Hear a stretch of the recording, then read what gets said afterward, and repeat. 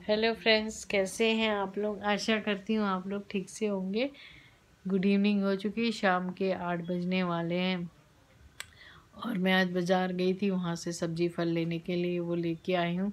और जैसा कि मैंने बताया था, आज से मेरा एक रोटी प्यार की शुरू हुआ और मैं गई थी रोटी लेके और कुछ बोन्स लेके। वीरा देसाई रोड पे आज मैं निकली थी अंधेरी वेस्ट में, और वीरा देसाई मैंने कवर किया थोड़ा सा। और हालांकि मुझे ज़्यादा डॉग्स नहीं मिले, क्योंकि यही फ़र्क हो जाता है जब हम ज़रूरत से ज़्यादा कमर्शियल जगहों पे बस जाते हैं जाके। और मैं कैंट को कई बार बहुत मिस करती हूँ।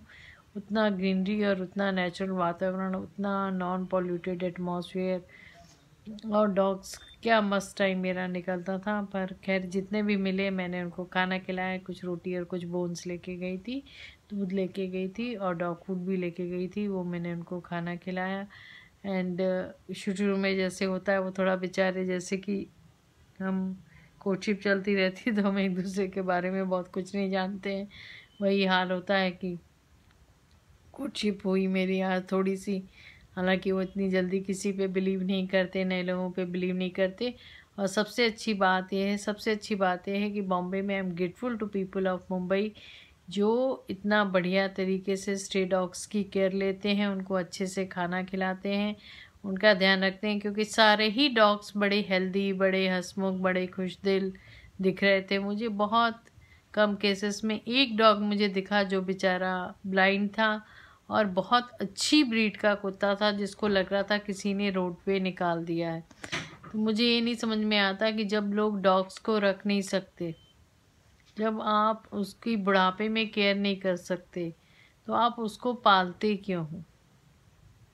आपने उस बेचारे को निकाल दिया, कल को आप अपने बुजुर्ग को भी ऐसे ही घर से निकाल दोगे। अगर आप डॉग को निकाल देते हो इतने साल तक, जिसने आपका साथ निभाया। ऐसी सेइंग है कि ये लोग बहुत कम टाइम के लिए गॉड इनको धरती पे इसलिए भेजते हैं क्योंकि गॉड की सबसे बढ़िया क्रिएशंस ये हैं,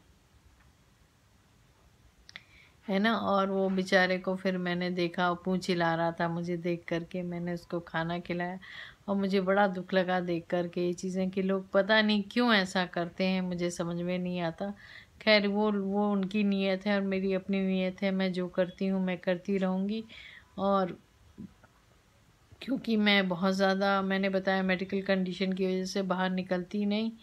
और मेरे परसों, जैसे मैंने पहले डाला था, परसों मेरे सारे टेस्ट ही हुए हैं, तो थोड़ी सी घबराहट हो रही है कि सब कुछ नॉर्मल आ जाए। सब कुछ नॉर्मल आ जाता है तो बहुत अच्छा लगता है।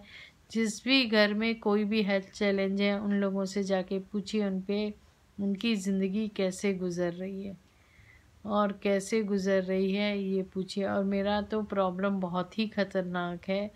मतलब ये जो मुझे प्रॉब्लम है, ये कैंसर से भी ज़्यादा खतरनाक है। क्योंकि एक बार कैंसर में तो आप शायद जो है वो ट्रीटमेंट करा के आप, तब भी आपके कुछ चांसेस होते हैं। अगर अर्ली स्टेज में पकड़ लिया तो डॉक्टर ने, तो शायद चांसेस होते हैं रिकवर कर जाने के। पर मेरा जो इशू है उसमें, अगर मुझे 5वीं बार अटैक पड़ा, क्योंकि मुझे 4 बार पड़ चुका है, तो मेरी नर्व्स, जो वेन्स हैं, वो ऑलरेडी बहुत फ्रेजाइल हो चुकी हैं, जो ज़रा भी राइज से रप्चर हो सकती हैं और सीधे ब्रेन में ब्लीडिंग हो जाएगी। और डॉक्टर ने कहा है कि 5th टाइम कोई सर्वाइवल चांस नहीं है। उन्होंने कहा भगवान आपको 4 बार चांस दे चुके, 5वीं बार चांस नहीं देंगे। तो मैं रोज़ भगवान को प्रे करती हूँ, और मैं यही आप लोगों से कहती हूँ कि ज़िंदगी में कुछ मत देखिए, बहुत ज़्यादा चीज़ें मत कमर्शियल में घुसिए, सिर्फ ज़िंदगी को हैप्पीली जीजिए।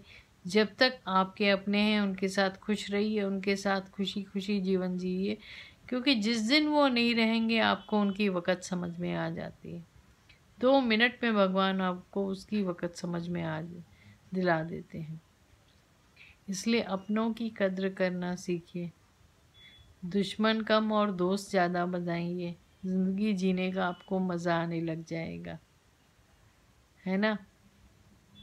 और मैं कोशिश करती हूँ कि मेरी भगवान से दुआ यही है कि मेरी सारी रिपोर्टें सही आएँ।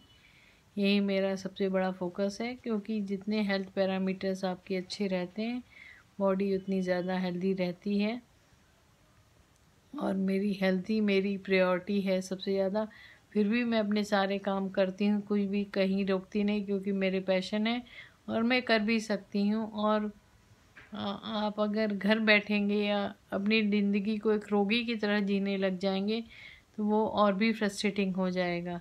इसलिए ज़िंदगी को हैप्पीली जिए, खुशी खुशी दीजिए, सब अपनी इच्छाएं पूरे करें, अपने पैशन पूरे करें, किसी और के लिए कुछ करिए, क्योंकि भगवान ने एक लाइफ दी है, इसको वेस्ट मत जाने दीजिए।